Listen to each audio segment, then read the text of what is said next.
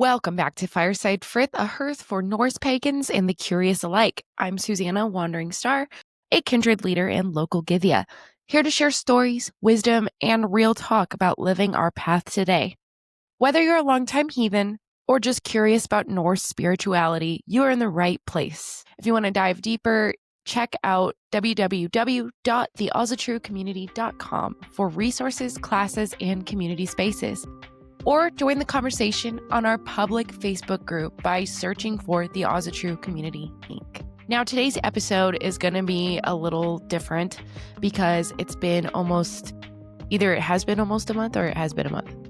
I don't know. It's been about a month since I last talked to you guys. And I need to give you guys some updates because I know that last one was like a cliffhanger. Like, oh, we're going to talk about the Yule monsters. And then life got crazy. It's not me making excuses. I just want to be transparent with you all. Before we close the hearth on season 1, I just wanted to take a little time to reflect on this past year, on what we've built together, and where Fireside Frith podcast is heading next.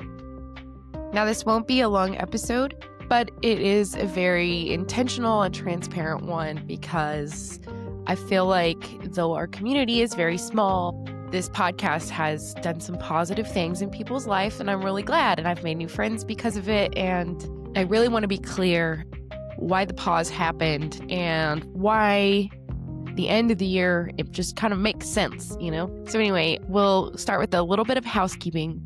Since there wasn't an episode released in December, that was kind of an accident, but it wasn't burnout. It was just the reality of the season. And since this was my first year doing the podcast, I learned for sure when my busy seasons are. So December was a very full month. I perform at Renaissance festivals, and we also held our kindred's Yule ritual. Between travel, preparation, and community responsibilities, that accounted for about 3 weeks where I couldn't realistically keep up with the podcast on my own.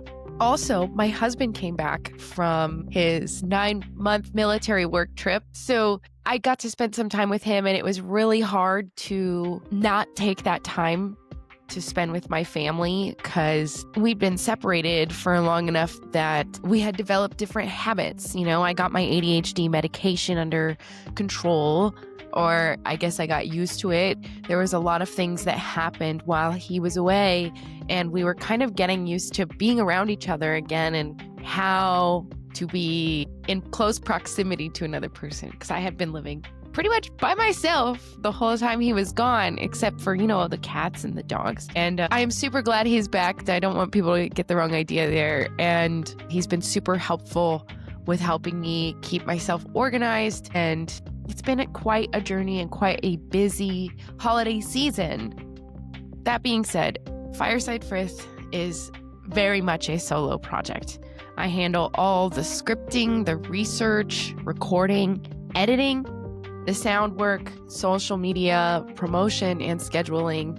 And that's not just scheduling automatic posting to make the podcast live. It's like scheduling time to devote to research and recording and editing, promoting. It's a lot, but it's a labor of love, and I really do love doing it. Another fun new thing is that the format is going to shift very slightly, but it will largely stay aligned with the tone and the structure of what you've heard throughout season 1.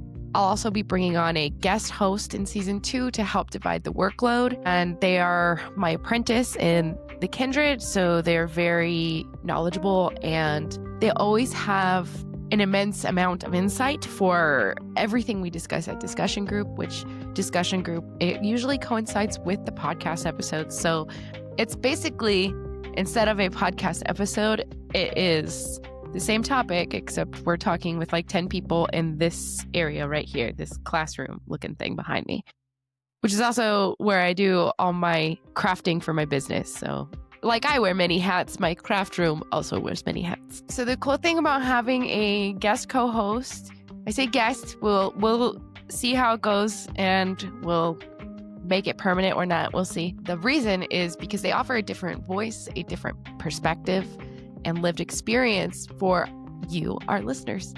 I'm really excited about this, but I can't share more details than I've already given for now. So that's it for the housekeeping. Moving on to kind of a review of the year. One of the things I wanted to share is what our listeners, what you have responded to the most. According to our Spotify Wrapped, episode 1 is still our most listened to episode, which makes me laugh because it still comes up in conversation with the guests. It involved trying thorrablót food, like traditional Icelandic food. We had fermented shark, we had lamb something, and blood pudding. It was a funny episode because I nearly expelled my stomach on screen, and apparently you guys really like that kind of chaos. So if you want more episodes where we try weird food, or if that's something that you guys really find entertaining, I will try more weird food. Just let me know in the comments if you want to do that. I have learned, though, when trying fermented shark, it's probably a good idea to just have the windows open already before we open the fermented shark, because I was not prepared for that. My flavor palette is not advanced enough to have that on the regular. Let me know if you guys want more chaotic episodes like that. Following our episode 1, thorrablót, our top episodes were, actually, let me pull it up. Doody doody doody, doo doo dee doo doo. I am clicking. Bloop, I got to go down to episode. All right. Following that one, our top episodes were Faith and Service, Norse Pagan Leadership in the Military, Disting, The Wild Hunt, and Sigurblót. So 3 of those 5 are holiday-themed episodes, which tells me something important. You enjoy seasonal practice, myth tied to the turning of the year, and spirituality that lives in time, not just theory. Lucky for you, we will be doing more holiday episodes this upcoming season. I don't think we're going to try more thorrablót food in January, but there are some holidays that are either Norse adjacent or modern Norse holidays that weren't practiced by our ancient Norse pagan folks, but they are practiced by some pagans in the modern day. There will be more holiday episodes, and we will go over ideas for your personal practice, for small groups, for mixed faith groups, and for large groups. And that is something you can always count on with our holiday-themed episodes, because not everybody is around other heathens, and sometimes you gotta build your kindred out of nothing. I always find Norse pagans. They are out there. We are out there. Sometimes you gotta be the one that steps up and organize the group, and I want to make sure I continue offering ideas and support for those who are solo practitioners and for those who would like to build a community. That being said, the leadership episode got a second place for most listened to episode, which makes me curious. More episodes focused on leadership within pagan and heathen communities. Let me know in the comments, because we can start doing some leadership focused episodes. And I'm not going to say that's every episode, but maybe we could do like every 4th episode or something like that. Depending on the response from you, our audience, I will cater season 2 a little bit to you guys and a little bit to what I want to talk about, because I do have a list. If you're watching on YouTube, you can see my list. I have 3 pages of my tentative podcast episode guide, and I did this because I need to record all of the busy season stuff when I'm not super busy. That way, we can be more prepared for this coming year. That being said, on a personal level, this podcast has stretched me in ways I did not expect. The more I write the scripts and speak and edit these episodes, the more intentional not only my talking, but my ritual voice has become. Listening back to myself in my frustrating, annoying voice has really helped me cut out filler words, slow down, and speak with more clarity. I've noticed that benefit or result has been showing up in my discussion groups and my kindred events as well. So that's exciting to get better with words. I do my best. I'm especially proud of the episodes on Sather and crafting as a sacred practice. Those topics are my bread and butter. for my path. And I somehow managed to make them approachable without oversimplifying them. And it really means a lot to me that I do that, because we just did the end of the year review for my Kindred discussion group. I asked everybody a series of questions that helped us talk about... Shit, I lost my train of thought. It's all gone. Whoops. I don't know what I was going to say, but anyway, I remember where I was going. At the review, I asked them all kinds of questions like, what built Frith in your life from these groups? What strained it? Why do you keep coming back? Questions like that. Something that challenged your faith this year, It has all these questions to kind of like build up to this end of the year thing. And someone asked me, well, why do you keep doing this? And I was kind of shocked because I didn't think about me answering the question. But what I said is I'm just happy to be the pagan auntie that I never had. I never had somebody to coach me or guide me. It was just a lot of book reading, which is a lot of us just figure it out.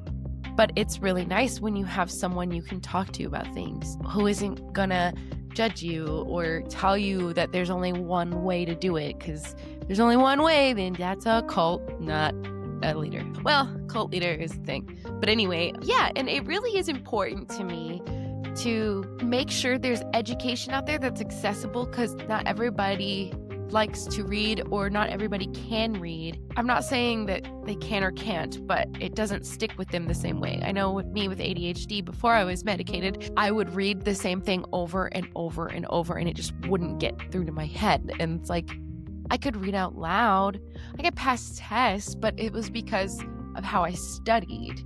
It wasn't because of how I read, because I had to study things in a way that was ADHD friendly. I don't need to go into that. This isn't a homeschool podcast, but I was homeschooled, so a lot of it was up to me to figure out. And being a homeschooled child, where I had to figure out a bunch of stuff, and then becoming an adult and not knowing as much about people skills and social stuff, I had to just figure it out. And I'm kind of sick of just figuring it out, even though I know that that is what you do as a leader. You just figure it out. And now I'm comfortable with figuring it out. However, if I could make the next generation of, I don't want to say all pagans, but like people I know, pagans I know, or pagans that listen to our podcast, if I can make their lives a little easier, to help them grow or give them suggestions, so maybe it can lighten the burden of just figuring it out. I think that is a beautiful thing. It takes somebody who's willing to say, what is UPG, what is from the lore, just a very clear boundary of that, and then you can figure it out from there, like what works for you. But it's like, where do I start? The phrase ancestor veneration. So many people are like, what does that even mean? I'm over here with books, articles, classes, all sorts of things I've done to learn. And I'm like, I could give my knowledge to other people in a 30 to 45 minute podcast episode. It's less intimidating because you can listen to that. There's no commitment to reading. There's no commitment to buying a book. The podcast is free. And you can just listen to it on your way to work or during a workout or whatever else you do, house chores. It's a very low cost, and I don't mean cost as in money, but cost as in effort. You don't have to purchase anything. You just listen, and then you can hopefully get something from it and learn something from it. And then that can encourage you if it's something that you spend 30 to 45 minutes with me talking about a topic, and then you're like, okay, I actually am less intimidated by that topic, and now I want to go get a book on it. And that's when you can leave a comment like, hey, you have any book recommendations for this topic or what have you? Honestly, that is what I want to build, and that is the magical part of being a podcast host on this particular subject. That is why I do this, and I didn't know that that's why I did this, but that is. And it brings me joy to help others in that way. That being said, in season 2, I'd really like to dive deeper into some topics that we have talked about, because 30 to 45 minutes isn't enough for Sather or for crafting as a sacred practice. We could definitely dive deeper. There's so many topics that I want to do, and If you guys have any suggestions, leave them in the comments. It's okay. I read all of your comments. I try to reply to all of them. It's helpful to me when you guys comment on the things that I know that I'm not doing this for no reason. I will really do want to dive deeper into like the magical stuff, but I just want to make sure the community's ready for it and you don't think I'm crazy. One of the biggest challenges this year has really just been being a solo independent podcaster and figuring out where help is needed versus where it can actually help me. My kindred has been incredibly supportive and inspired by this project. They're actively trying to lighten my workload where they can so that I can have more time for the podcast and other things. So we're still learning how that looks in practice, but we're getting there. My husband really wants to help, but I told him, we run a business together and you're active duty. When are you going to have time to help me with the podcast? And he's like, well, what's the hardest thing for you right now? And I was like, well, the hardest thing for me is the social media thing. And he's like, oh, rather than doom scrolling, I can just do that for you. I was like, okay. So if the voice changes a little bit on our Instagram post, that is why. Because my husband wants to help with the Instagram and Facebook part of the podcast. And that's really helpful to me because I'll write a script and then I'll record it. And then while I'm editing is when I work on also getting the pictures. And then by the time I get all the pictures I want for the episode and I've spent a million hours editing, I forget to do the social media part. Having just one volunteer just to do the Instagram is so helpful to me. So that's another thing. Looking forward to season 2. He's going to help with that. And I know people in my kindred want to take over doing the discussion group here. I like working together like that as where our goal is all the same. Why not work together and double down on the workload? So that's exciting. I am so grateful to everyone who has emailed, commented, or reached out about the podcast because almost every interaction has been kind, thoughtful, encouraging, and it means so much to me, more than you could ever know, because I do think that this podcast aligns with my purpose. So I'm glad that it's helping a few of you. All right, that brings us to looking ahead. What does season 2 look like? So season 2 will begin airing mid-January. Looking at my calendar right now. This episode will come out Friday the 9th. And so I'm hoping that within 2 to 3 weeks, we will have our regularly scheduled episodes out. I'll give you guys exact dates on the social media when I figure that out. And part of it is I have a few meetings. And like I said, I want to build up a couple backlog episodes for the busy season. I'll be recording 2 episodes a recording session just to double down and make sure we don't have hiccups, like I said before. We'll also be adding a new segment where me or my guest host will draw a rune at random and offer it as a weekly focus. It's also entirely up to chance as a way to close each episode with reflection rather than instruction, which is something I've already been doing, but usually I ask some sort of question that makes you think or helps you ponder things. But I think instead of that, doing the rune will be cool because it may have something to do with the episode, it may not. And it's completely random. So there's that. With a guest joining, we'll also be bringing in deeper conversations because it's not just going to be me. I know I've already mentioned this. I don't think I can say how excited I am enough to have a guest host on the podcast because it helps me not just have a conversation with myself. Fireside Frith doesn't feel like a fireside chat if it's just me. It feels more Fireside Frithy to have someone else there to banter, to go back and forth on topics, to offer a perspective that I may not have thought of. That's something to look forward to. And the goal for season 2 is simple. More depth, more lived practice, and fewer interruptions.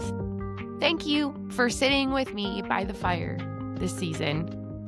Whether you've been here since episode 1 or found your way here somewhere along the path, I am so grateful that you are part of this weave. As we come to an end of tonight's episode, I want to pause on something that connects everything we've talked about: power, voice, and responsibility. In the lore, power doesn't belong only to kings or warriors. It lives in those who speak truth, hold the stories, who push events forward, not with force, but with intention. And it lives in communities that gather to decide how they will live, how they will judge, and how they will move forward. What stands out to me is this: no one in the lore is powerful alone. Even the gods are bound by oath, law, and fate. And that's a reminder that heathenry has never been about individual greatness. It's about frith, accountability, and shared memory. Over the past year, we've done exactly that. We've gathered, we've learned, disagreed, grown, and shown up for one another. We've kept the stories alive, not as relics, but as living tools, ways to understand ourselves in the world we're navigating now. As we move into the next year, I want us to think like those before us did. What are the stories we are shaping? What oaths are we making to each other and to ourselves? And what kind of community do we want to stand in when we gather again? The gods may shape the horizon, but we decide how we walk it together. Thank you for being a part of this year, this space, and this work. Until next time, may your hearth be warm, your words intentional, and your threads be tended with care. This has been Fireside Frith, where the flame never dies.